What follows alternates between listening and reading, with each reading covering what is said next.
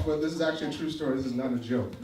Earlier today, a friend of mine tagged me on a Facebook memory, and the picture was of her and Sarah, and the headline, and it was the last time I did comedy exactly 8 years ago tonight.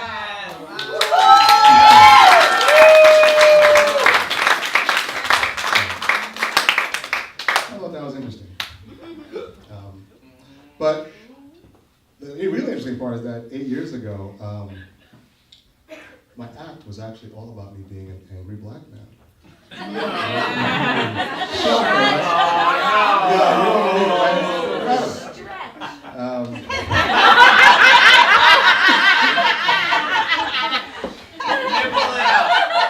Nipple it out. But the good news is, of course, that I am no longer angry.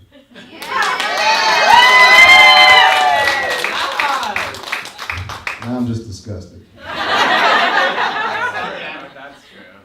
I know you're probably thinking like, oh, he's angry, he just had the election, he's probably gonna rip Trump apart.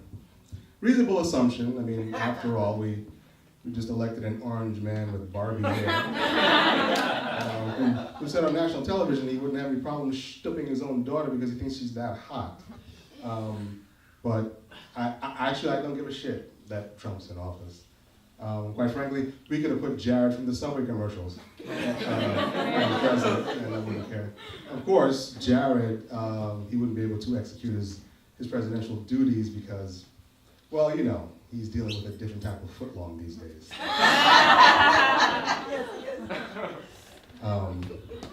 But even if it was him, I wouldn't have cared because my whole shit was I just wanted Obama gone. I couldn't stand Obama. He makes me sick. And listen to the silence. You know, ooh, how could you possibly say that? Mr. Black Man, Mr. Black Power Fist, you know? Well, it's really simple. In my opinion, Obama betrayed every black person in America. And it's difficult because I've never actually said this in mixed company before, but fuck it, I'm just gonna say it. I never got my white slave. Sure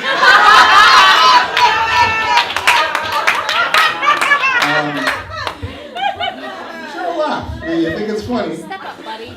But, you know, this was real in the black community. I mean, Loving Chelsea. Seriously, like, why do you think we elected this dude in the first place? Because he was black. We didn't know who the fuck he was, you know? It wasn't like, you know, we elected him because of his political agenda or his social contributions. He was black.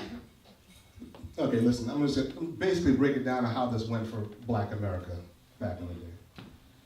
So we're sitting at home, minding our own business, watching television, going through the channels. Click, BET Awards. This is probably rigged.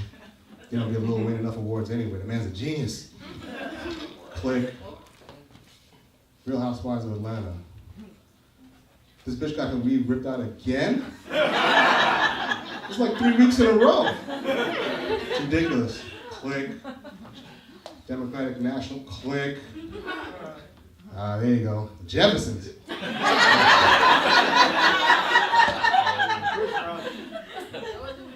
a minute. Is that a Negro on that stage? Click. Oh shit, that motherfucker's black. Come on, damn it. LaWanda, which button is to vote? Come on, vote, goddammit, vote! This is bullshit. This is bullshit. I bet you the white man's remote control can vote. That's pretty much how it went down in the black community a little years back. Like I said, we voted for the dude because he was black. Now, I know you might be saying, well, come on, that's not true. Listen, there's some things that when black people tell you, you can just believe it. For instance, and I know some of you might find this incredibly hard to believe, But when a black person tells you that they've never, ever, ever seen an episode of Friends or Seinfeld, shit is true. You take that shit to the bank, deposit it, roll it into a CD or an MP3 or whatever secret ways you white folks make your money. Not here to judge. I'm just saying, that's how it was. That's basically the way it went down. And so, excuse me. So, we had talks about this shit in the black community. When you saw us like standing around, whispering to each other, glancing over, we're talking about being a slave, you being our slaves. Conversations kind of went, something like, how many slaves do you think we're gonna get? Will we be able to have sex with the female slave? And if we can, will it be like a constitutional amendment? Or will we, still have to hide it from black women? Because, that bitch is crazy. And so,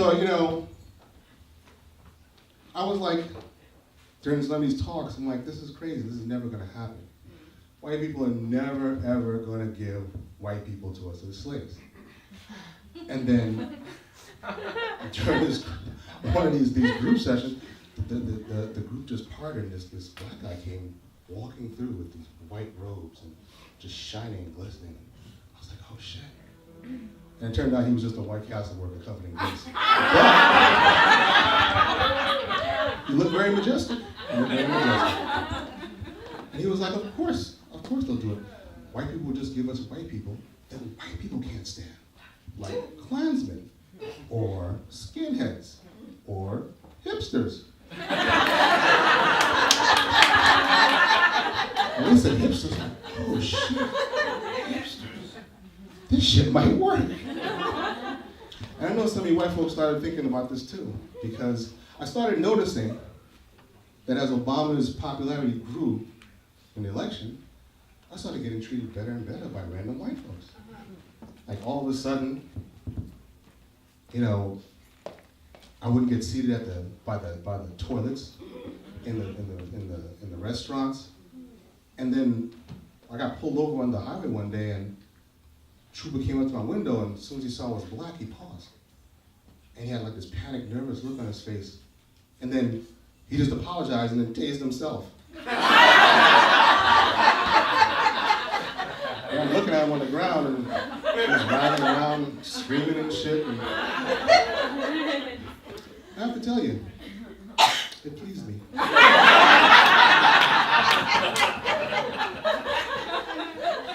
And so with all of this shit, I'm like, wow, maybe I am gonna get a white slave. But I'm like, I don't want a female slave.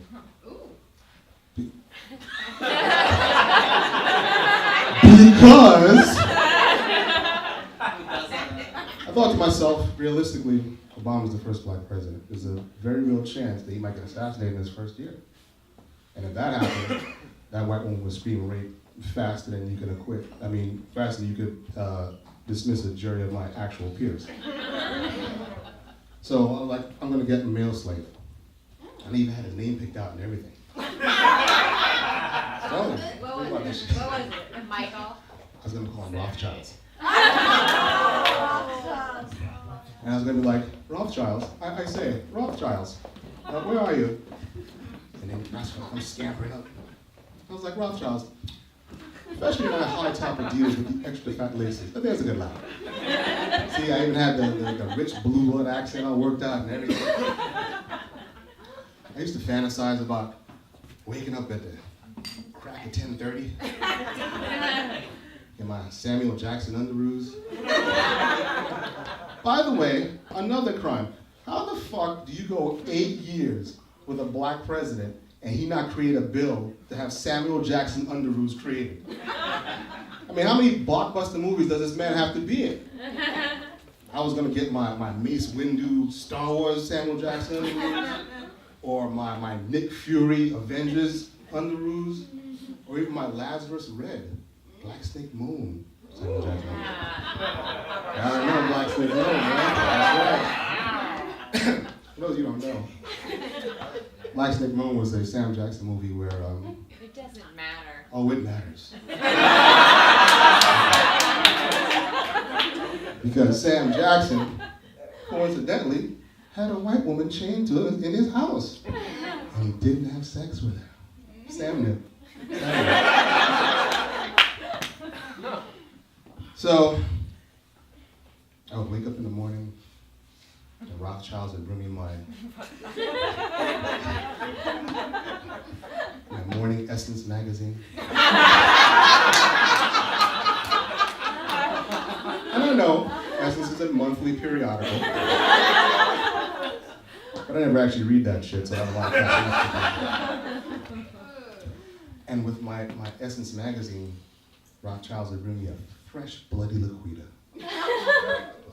A Bloody Liquida is a Bloody Mary, except with a splash of grape soda. That's refreshing. That's refreshing shit.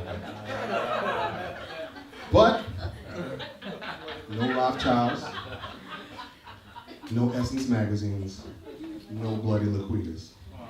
Instead, what did I get? I got 8 years of birth certificates and mom jeans and a first lady desperately trying to get your porky kids to not have a diabetic, seizure during a Words with Friends tournament or some shit like that. Well, come to think about it, the act isn't much different 8 years later. The main difference is I'm down 30 pounds. I'm down 30,000 hair follicles. But I might actually walk out of here with 30 bucks in my pocket. So, 25. 2 out of 3 actually isn't bad. Except if you're Jared, and that's the rate of prison inmate rapes at the prison. That's my set, ladies and gentlemen. Thank you very much.